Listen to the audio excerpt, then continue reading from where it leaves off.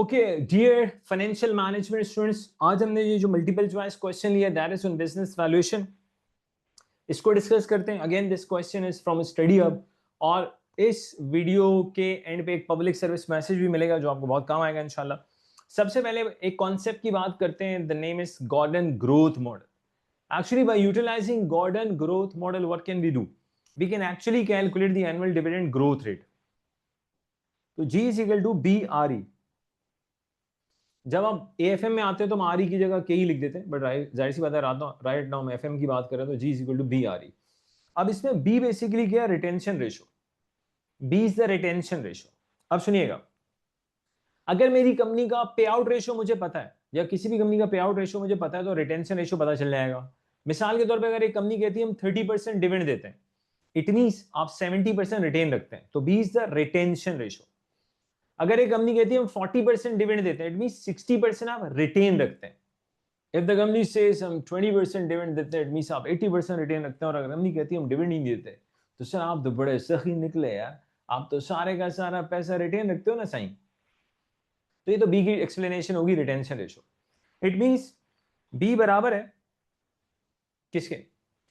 अगर हमें सिर्फ एक चीज मिल जाए, व्हाट इज दैट?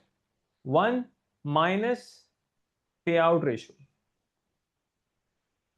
अच्छा भाई, पे आउट रेशियो कैसे आएगा? पे आउट कैसे आएगा? पे आउट, अगर मुझे डिविडेंड पर शेयर पता है, अर्निंग पर शेयर पता है, तो मुझे पे आउट मिल जाएगा। डी नॉट को ईपीएस से डिवाइड करें, यू विल गेट पे आउट रेशियो। तो 1 minus payout gives you retention ratio. RE return on investment है। आरई आपका क्या है? रिटर्न ऑन इन्वेस्टमेंट है। अब सवाल को जरा देखते हैं और देखते हैं गॉर्डन ग्रोथ मॉडल कैसे आएगा।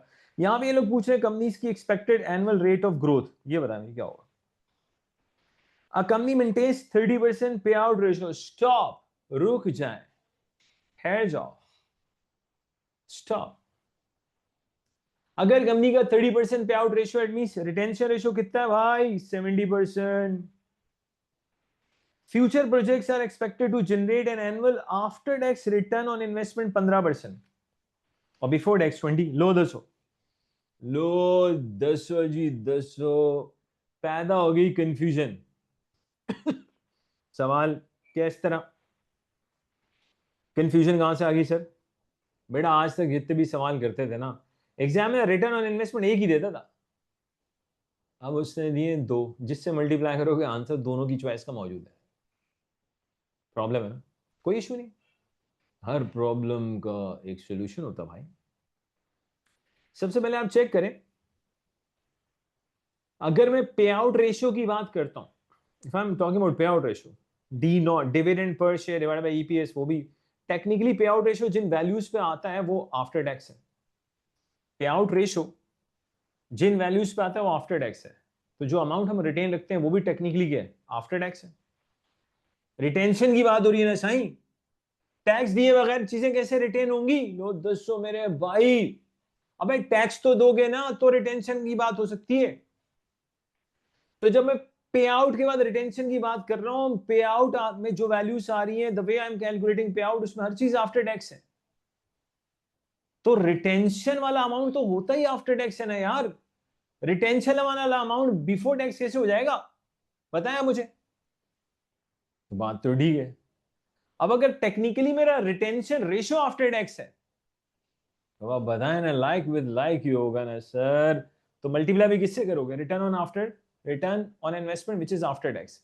सवाल वही क्लीशे जैसे कहते हैं इंग्लिश में, सर अगर उसने ऐसा कुछ ना किया होता और हमें एक ही रिटर्न ऑन इन्वेस्टमेंट देता हो तो मां सत्य अगर एक ही देता तो उसी को इस्तेमाल करते ना, इस तरह की बात ही नहीं करते। तो क्यों इस तरह की बात करेंगे यार? मुन्ने तू खुद बता यार।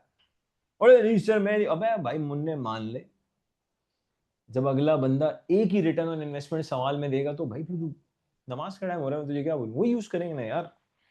बात भी ठीक है।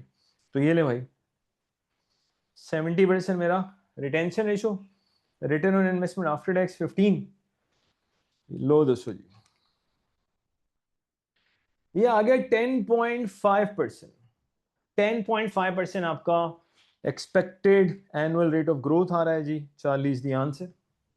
बाकी ये स्टडी हब से, let's say what they have done, check कर लें जी, इन्होंने भी कुछ ऐसे ही किए जो हमने किए, बाकी अब चेक कर लीजिएगा भाई। कॉन्सेप्ट्स के साथ बता दिए। Gordon growth model public service message क्या है, मैं पूरा मैसेज नहीं दे सकता मादरत, चलें कभी आप रिक्वेस्ट करेंगे तो कंप्लीट मैसेज भी दे दूंगा with a full story. Public service message है कि भाई, एंड ये public service message boys and girls दोनों के लिए, but I would say mainly boys को ले लेते हैं, और may be this message is more incline towards boys. Please अपनी जिंदगी के बड़े बड़े डिसीजन, और उन बड़ों में से भी बड़ा डिसीजन, फिल्टर वाली पिक्चर पे ना लें। इससे आगे मैं बता नहीं सकता, मुझे इससे आगे परमिशन मिलेगी तो मैं आपको पूरी स्टोरी के साथ बता दूंगा। फिलहाल इतना ही मुझे मेरे को परमिशन है, मैंने आपको बता दिया है भाई।